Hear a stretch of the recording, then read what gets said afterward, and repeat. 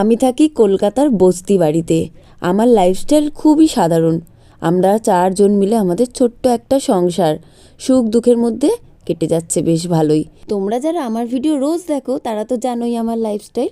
তো আমি এভাবেই শুরু করলাম কিছু নতুন বন্ধুর জন্যই। তো এখন আমরা বাজার করতে এসেছি। বরমশাই যাচ্ছিল দোকানে, তো বরমশাই বললো চলো কিছু বাজার করে দিই। এখন ঘড়িতে বাজে ঠিক 7:30। তো বরমশাই তো অনেক কিছুই বাজার করে দিল। চলো তোমাদেরকে ঘরে গিয়েই দেখাই যে কি কি বাজার করে দিল। আর এখানেই তো মায়েদের ঘর। তো ভাই বলল চ আমি বাজারগুলো দিয়ে আসি। অনেকগুলোই বাজার ছিল, আমার নিয়ে যেতে অনেকটাই অসুবিধা হয়ে যেত। বেশ ভালোই হলো, ভাই সব বাজারগুলো ধরে দিয়ে এলো ঘর অবধি। আমি যখন এই ভিডিওটা বানাচ্ছিলাম তোমাদের সঙ্গে কিন্তু গল্প করতে করতে আর এই বাজারগুলো দেখাচ্ছিলাম যে কি কি এনেছি। কিন্তু এডিট করার সময় দেখি পাশে গান চলছে, মানে এতটাই গান চলছে মানে ওটা দিয়েই কপিরাইট ক্লেম করে দিত। তার জন্য আলাদাভাবে আবার রেকর্ডিং করলাম। অনেকদিন পর কিন্তু বেশ বাজার করে এনেছি। এর আগেও বাজার করে আনতাম, সেটা অল্প অল্প অনেকদিন পরে বাজার করে আনতাম। এতগুলো বাজার অনেকদিন পরই করা হলো।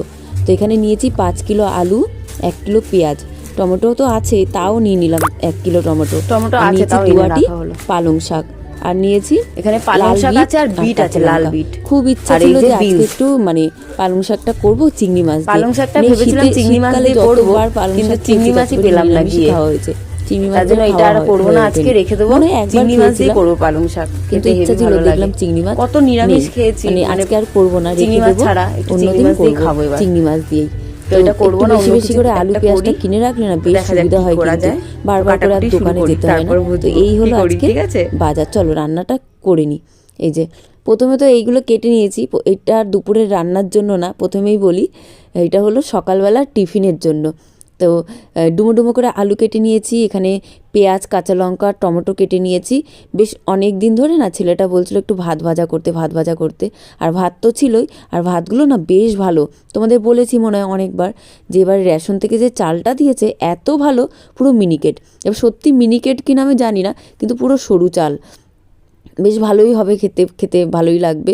প্রথমে তো ভেবেছিলাম ম্যাগি মশলা দিয়ে বানাবো, কিন্তু পরে আবার না, ম্যাগি মশলা দিলাম না, বিরিয়ানি মশলা রাখা ছিল ঘরে, সেটা দিয়ে করেছি। কি ভালো লাগছিল খেতে, কি বলবো, দারুণ হয়েছিল। ছেলে এখনও পর্যন্ত মানে ঘুমিয়েছিল, আমি ডেকেছি, ও উঠে এসেছে। এবার আমি এদিকে মানে কড়াতে বসিয়ে দিয়েছি আলু, পেঁয়াজ, টমেটো এগুলো ভাজা সব বসিয়ে দিয়ে এইদিকে সবজিগুলো সব গুছিয়ে রাখছি, ভালোভাবে গুছিয়ে রাখছি। তার সাথে ভাবছি যে আজকে কি রান্না করব, মানে যেটা রান্না করব সেইগুলো বের করে রাখছি। আর একদিন তো পালং শাক করবো, একদিন না 2 দিন করব। 2 আটি নিয়েছি, 1 আটি করলেই আমাদের হয়ে যাবে। তো 2 আটি নিয়েছি। এবার পালং শাকের মধ্যে একটু বেগুন দেবো, কড়াইশুঁটি দেবো, তো সেইগুলো একসাথে রেখে দিচ্ছি যাতে পালং শাকটা যখন করব তখন মিস না যায়। তো এদিকে গোছানো তো হয়ে গেল, বেশ করে নিলাম। আর এদিকে দেখছি আলুটাও সেদ্ধ হয়ে গেছে সবজিগুলো গোছাতে। তো ভাতগুলো দিয়ে দিলাম এর মধ্যে, ভাত দিয়ে বিরিয়ানি মশলা, লবণ এগুলো সব একসাথে দিয়ে আর ভাজতে থাকবো। এত ভালো হয়েছে খেতে, মানে অন্যরকমই। ম্যাগি মশলা দিলে অন্যরকম একটা টেস্ট হয়, বিরিয়ানি মশলা দিলে আরও অন্যরকম একটা টেস্ট হয়, বেশ ভালোই লাগছিলো। আর ওদিকে দেখো ভাতও কিন্তু বসিয়ে দিয়েছি আমি, ভাত বসিয়ে দিয়ে আর একটু ধনেপাতাটা কেটে নিচ্ছি, এই ভাতের মধ্যেই দিয়ে দেবো, বেশ ভালো লাগবে খেতে, একটু অন্যরকম টেস্ট। আর এই দেখো ছেলেকে তো ডেকেছি, ছেলে এখানে দাঁড়িয়ে ব্রাশ করছে। আর এই দেখো বাইরেটা দেখেছো কত মাটি তুলে রেখেছে। আর মানে এখনও কাজ কমপ্লিট হয়নি, বাকি আছে কিছুটা। রাত জেগে ওরা সব করছে, ওনারা দাদারা সব, মানে এই অবধি করা হয়েছে। এই দেখো এখানে মানে একটা পিঠ বসবে আর কি, মানে এখানে ঝাঁঝরি হবে শুনছি, আর কি হয় দেখা যাক, তোমাদের তো সবই জানাবো, বলবো। আর ধনেপাতাটা দিয়ে বেশ ভালোভাবে নাড়িয়ে নিলাম। আর গ্যাস ওভেনটা কিন্তু আমি বন্ধ করেই নিয়েছি, কারণ ধনেপাতা দিয়ে বেশি তো নাড়াতে হয়ও না। তো এবার হয়েই গেছে, ছেলেও ব্রাশ করে নিলে আমি আর ছেলে একসাথে বসে সকালবেলা টিফিনটা করে নেব।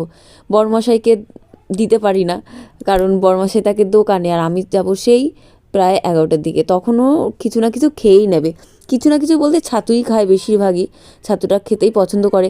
আর ওর জন্য যদি নিয়ে যাই এটা, ও বকা দেবে, বলে তোমরা খাও, মানে আমাদের খেতে বারণ করবে না যে তোমরা খাবে না বা কিছু, আমাদের খেতে বলবে, কিন্তু ও খেতে চাইবে না। সকাল সকাল একটু তেল এইসব জিনিস খুব মানে একটা ভালোবাসে না, মাঝে সাঝে হলে ঠিক আছে, সবসময় পছন্দ করে না। আর আমাদের ঘরে তো একটু ভাজাভুজি বেশি হয়, তোমরা জানো, এই বিট আলু ভাজা, পেঁয়াজকলি আলু ভাজা, ফুলকপি ভাজা, এই ভাজা ওই ভাজা, তো তো ওই জন্য আর মানে বলেছিলাম, ও বলছে না না তোমরাই খাও। তো বেড়ে নিলাম ছেলের আর আমার জন্য। এই যে এটাতে ছেলেকে দেবো, বেশ ভালো করে প্লেটটার মধ্যে সুন্দর করে বেড়ে নিয়েছি। ছেলেটা একটু ভালোবাসে খেতে, অনেক দিন ধরেই বলছিল, সময় হয়ে উঠছিল না আর কি। তো এখন হলো, তো দিয়ে আমরা খেয়ে নিই সকালবেলার টিফিন। তারপরে দুপুরবেলা কি রান্না করি সেটা রান্না করে নেবো খাওয়া দাওয়া করার পর।